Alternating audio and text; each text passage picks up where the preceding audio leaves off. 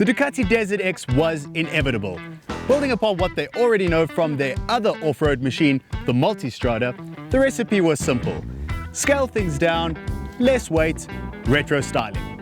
But has this exercise worked? Well, we're here to find out whether this is a Ducati own goal or home run.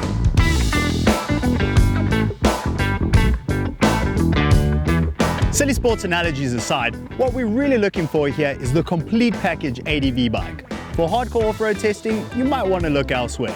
So, let's get out of this dirt and onto the road.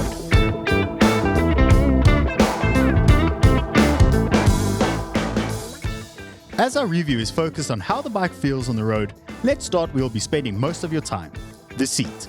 It's tall no matter how you slice it. At 875 mils, shorter riders will have their hands full. Thankfully, it narrows to the front, making getting at least 1 foot down easier though. A stepped arrangement instead of a bench seat is an interesting choice, but a good one, as it does an excellent job of supporting you and is pretty comfortable as far as ADV bikes go. It's good and grippy so you don't go sliding around when braking or accelerating. The round mirror look isn't our favorite, but anything else would probably not match the lights as well and as a result look out of place. They do work great though with little to no vibration. Adjustability isn't too bad either. However, tall guys might still want a bit more extension to see past their elbows. The adjustable hydraulic clutch feels a little heavy for more technical off-road duty and negotiating slow-moving traffic. The engagement point also feels far out, but you quickly get used to it. And after that, the quick shifter takes over anyway, so overall it's not great, not terrible, just there. The gearbox is very good, great in fact, and the quick shifter works a treat in low to mid revs. It's very forgiving, even with clumsy shifting, so you always have a gear when you need it. We did find it gets a bit snagged high in the rev range under hard acceleration, especially in sports mode. But when you aren't riding like a loon, it's very smooth both up and down. Shift at a shade below 4000 RPM and you get a nice little fart from the exhaust, which never fails to amuse. The Desert X has a pretty short gear ratio. First is great, although second sees the red line a bit too soon for our liking. From third onwards, they spaced perfectly. But overall, the gearbox and the engine complement each other wonderfully. False neutrals are rare but can happen, especially under hard acceleration. But they're so few and far between, it's hardly worth mentioning. Neutral is easy to find whether standing still or with the engine running, so no awkward traffic light dances. The turning circle is amazing and confidence inspiring, despite the bike's long wheelbase, and it only gets better the more you start to really trust the bike. Think where you want it to go and the bike goes. It's that easy. Parking is a different story. It's tall, so backing it up while seated is a challenge for shorter riders and next to impossible on a slope. We'd recommend getting off and pushing. Even tall riders aren't spared. Because the pegs are wide and positioned where they are, it's very easy to catch a shin or a calf on them, so beware. Bottom line, pick your parking spots carefully, kids. We love the old school styling of the headlights, although we understand if some don't. The daytime running lights do a super job of increasing visibility to other road users. The lights work great at night, with the brights in particular doing a splendid job of illuminating the road up ahead. The brake lights are also very bright, even if they look like they came off an old Citroen. The inclusion of LED indicators are a welcomed addition and work quite nicely. They don't stick out like crazy and should hold up reasonably well in a tip over. The kickstand is easy to find after a few tries, with no problems extending or flicking it back up. It does feel short and stubby and leans the bike over quite a bit. Heaving the bike up on an off-camber spot becomes quite a fun little leg workout. A few times we had to double check if it was indeed extended properly. It was, but the lean angle made it feel weird. Would we have liked it to be longer? Yes we would. But that's true for most things in life. It's easy to see why Ducati is banking heavily on their 937cc Testa Stretta engine found in the Monster and in the Multistrada V2. We absolutely love the engine in this bike. It has a proper big bike feel to it from the first twist of the throttle. It's all squat and go. To get the power down, the Desert X has 4 on-road rider modes and 2 for off-road, but we'll get to those later. For the street, we have Wet Mode. Does what it says on the tin. Relaxed throttle and electronics set to keep slipping and sliding to a minimum. Although power is reduced to 95 horsepower, it's still surprisingly eager. Urban, the everyday traffic setup, not lazy by any means. There's enough oomph to exploit gaps and get you launched from the lights ahead of traffic despite the power reduction. Touring, the one you want. extracts the best from the Desert X. Electronics find a nice balance between safe and intrusive, and the throttle response feels perfectly smooth. Sport mode, because it is a Ducati, but somehow feels wrong on the Desert X. Rider aids are set to their lowest and the throttle gets put into snappy mode with a full 110 horsepower unleashed. If you like your bikes aggressive, this might be the one for you. The great thing about rider modes on the Desert X is each and every one of them are fully customizable to suit your individual needs. So if you want more or less engine brake on urban mode, for example, go ahead and tweak it to your heart's content. You can also change mode while on the move. Very cool. We found the bike doesn't like to be ridden too hard all the time. Rip the throttle, bang through the gears, get up to speed, and then cruise. That's when this bike is at its happiest. In our opinion, the Desert X has the perfect amount of power for the kind of bike that it is. The balance they have here is just superb. It does throw a bit of heat, especially around your boots, but nowhere near as bad as some other Ducatis, so overall it scores good marks. We are absolutely, truly, madly, deeply in love with the Termi on the Desert X. It sounds like a proper big dirt bike, from the little off-idle blip of the throttle to the snarl of a well-timed upshift. And those pops and crackles on downshift or closed throttle make you grin like a maniac in your helmet. It's also not obnoxiously loud either, just pure music. Here, have a listen.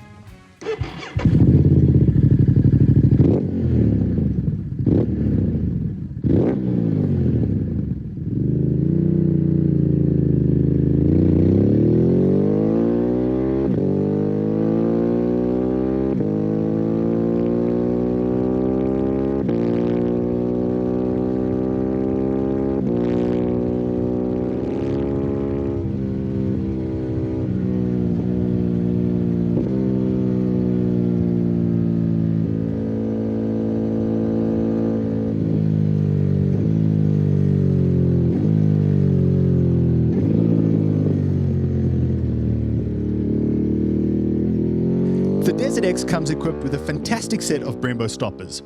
The front brake lever is adjustable and has a good initial feel. Squeeze as hard as you dare and the bike complies with little fuss or drama. We found quite a bit of fork dive, although this is largely down to how the bike was set up. The rear brake is just as good, sharp as a tack. Absolutely no complaints from us. We did, however, find that the ABS steps in a lot quicker than you'd expect in both wet and urban mode, but again, this serves a purpose and is adjustable. Although the suspension was set up quite soft when we received the bike, we really enjoyed how smooth the bike felt on the road. Even cracking on and riding a bit more sporty didn't really upset the bike too much. Generally, the hallmarks of a fantastic chassis. The forks as well as the rear shock is fully adjustable, so depending on how you like to ride, the Desert X can be set up to meet your demands. For a bike with a big 21-inch front, it feels incredibly stable in the straights and tips into corners beautifully. It's very easy to get along with the Desert X, as it simply takes you by the hand and gently guides you around the bends. And in tighter corners or around narrow city streets, it turns on a dime, giving you all the confidence in the world, despite the size of the beast. The inclusion of a steering damper is another great call, and although not planned, it did save what would have been a nasty tank slapper for one of our riders. So points, Ducati. The Desert X is as heavy as it looks when stationary. Nothing more, nothing less. 223 kilos weight, for those wondering. It's easy enough to move around thanks to a large grab handle, but beware the tipping point. It feels a little top heavy, especially when fully fueled, but as soon as the bike moves, the weight completely disappears. Pirelli Scorpion Rally STRs are a great choice for this bike, as it finds a happy medium between road-going bike and mild off-roader. They aren't noisy in the slightest and feels great on the road. Very grippy and sure-footed. 21 inches on the front and 18 on the rear. Plenty of alternative tyre options in those sizes, so finding something to suit the kind of riding you do shouldn't be too difficult. Right out the box, tall guys will feel at home on the Desert X. That's not to say it isn't for shorter folk, but as mentioned before, it is a big bike. A set of flat, wide handlebars meet your hands nicely without too much of a forward reach. The seat is also a lovely place to be. Owing to its height, you have a commanding view of the road ahead, and you feel in complete control at all times. There's plenty of legroom, although your legs are a bit further back than you'd expect, but it works great. We also found the bike to be unbothered by unwanted vibrations through the seats and the bars. The chunky rubber grips on the foot pegs also do a lot to minimize bad vibes coming up through your boots. The non-adjustable screen looks great on this bike. It fits perfectly. Anything else would probably look weird in our opinion. It works great around town at slower speeds and doesn't get in the way when riding while standing. However, approaching or exceeding the speed limit, it's less great. Perhaps not the best if sporty touring is what you have in mind for your Desert X. The quality of the switchgear seems good. All the buttons click and clack exactly as they should. We did find some of the switches and buttons to be oddly positioned, the heated grips for instance, and the starter slidey thing is still weird and something to get used to. Navigation is tricky and takes a few tries to get used to, and why there isn't a back button is still a mystery to us, but we digress. On the left, we have brights trigger, hazard lights, ABS on-off switch, menu navigation and mode selector, cruise control switches, indicators and horn. On the right, heated grip button, engine start and kill switch, and daytime running lights button. The vertical rally-style dash looks great with a good quality screen and no real glare problems. The one issue we had is the small font used for trip info that's really hard to read, especially on the move. Important info such as speed, the tack and gear position is easy to read, thankfully. On the plus side, it changes quickly from light to dark mode, and praise Rossi, there is a fuel gauge. In terms of tech, the Desert X is bang up to date with the kind of features you'd expect from a modern mid-sized ADV. Some of the highlights include 6 fully customizable rider modes, quick shifter up and down, anti-wheelie control, traction control, switchable ABS, engine brake control, heated grips that weren't hooked up on our unit, LED lighting all round, and cruise control, which works great. Easy to use without the bike surging or struggling to maintain the set speed. We would have liked to have the integrated navigation on the bike we had on test. Unfortunately we didn't, so we can't comment on it. Surprisingly, the pillion experience is a comfortable one with the Desert X, sporting a wide comfy passenger seat and generous legroom. It's also pretty easy to mount and dismount, even for shorter passengers. Trips of around 200 to 300 Ks shouldn't be a problem for most people. There's also plenty of power on tap from the engine, so you'll hardly notice an extra person on board. In terms of fuel usage, the Desert X isn't great nor is it terrible. It has to be said, we use the bike in a wide variety of riding conditions, from highways to commuting to off-road hooning. From the 21-litre tank, we managed to extract around 260 Ks, averaging 6.25 litres per 100 Ks or 16 Ks per litre. There is an auxiliary tank available as an optional extra from Ducati, giving you a further 8 litres of fuel, taking the total to 29 litres, which we think is pretty cool. And look at that! The fuel filler cap stays on the bike, so is this even a real dirt bike? We don't care, we love that. The Desert X has no luggage as standard, not even under the seat, but there is a lovely grab handle to tie your stuff down to. Ducati does have a few luggage options available though, and we'd imagine soft luggage would suit this bike really well.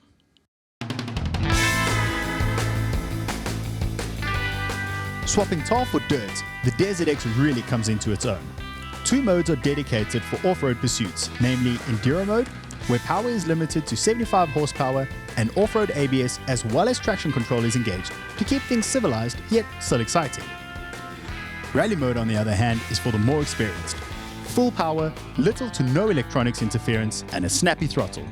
Stay sharp and you should be fine, but for our money, Enduro is the fun setting, without having to worry too much about 110 horsepower trying to bite you at every opportunity. The aforementioned ABS does a fantastic job of stopping you when you hop on the brakes regardless of the surface, which is a testament to the incredible electronic suite found on the Desert X. Riding in a standing position on this bike feels as balanced and natural as breathing. The tank is shaped nicely for you to squeeze up on and move the bike around. The foot pegs, although not huge, feel sturdy, and removing the little rubber inserts reveal a serrated peg, perfect for providing additional grip in slippery, muddy conditions. The handlebars can be angled downward to give you better comfort and control whilst riding standing up. The Pirelli Scorpion Rally STRs are, in our opinion, a great fit for the Desert X in both on and off-road riding. But this is subjective, and depending on your riding style, you might opt for a more aggressive tyre for hardcore off-roading. Front end feel is pretty light, so skipping across sketchy terrain is no problem. Reassured by the inclusion of a steering damper, off-road veterans will appreciate the handling of this bike in the rough stuff. If you prefer a more planted feel from the front tyre, however, the Desert X might feel a bit nervous and, as a result, erode the confidence of a dirt newcomer somewhat. The suspension on the bike as we received it was definitely on the soft side of the scale, which makes for a smooth on-road experience, but once you leave the tarmac, we'd recommend stiffening things up, as the risk of bottoming out or losing the front end as a result of fork dive is a little unnerving. There's no electronic adjustment, so be prepared for a bit of back and forth tweaking depending on the road surface you intend to use. Due to time constraints, Ducati SA was unable to fit the optional crash protection on the Desert X we had on loan. And as a motorcycle isn't exactly cheap to repair, any off-road situations where you risk dropping the bike, a good set of crash bars and beefed up handguards would definitely be a wise investment. It must be said though that the standard skid plate is by no means flimsy and should be able to withstand a knock or two. Is it beginner friendly? A reflex answer would be no, as the bike is pretty tall and could prove to be a handful for new riders with slower reflexes and heavy wrists. If you are, however, a taller, more mature beginner rider capable of restraint, an exception can be made.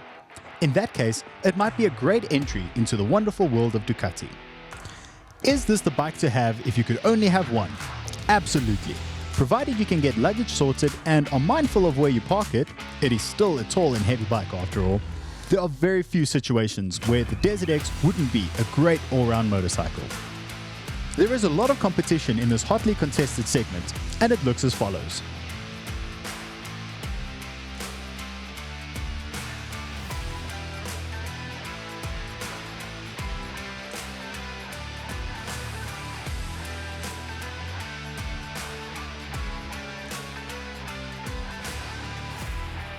Making the absolute most of the 937cc L-twin platform, this is yet again another one smashed out of the park for Ducati.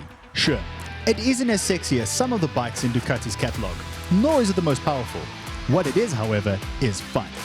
In the pursuit of more power and ever-increasing technology, this feels almost like a love letter to the days of honest-to-goodness motorcycles, designed to be practical and above all else, put a smile on your dial. The price is steep. We aren't arguing that, but if it's a Ducati you want that can pretty much do it all with that added retro X factor, the Desert X has to at least be on your shortlist. As always, thanks for watching.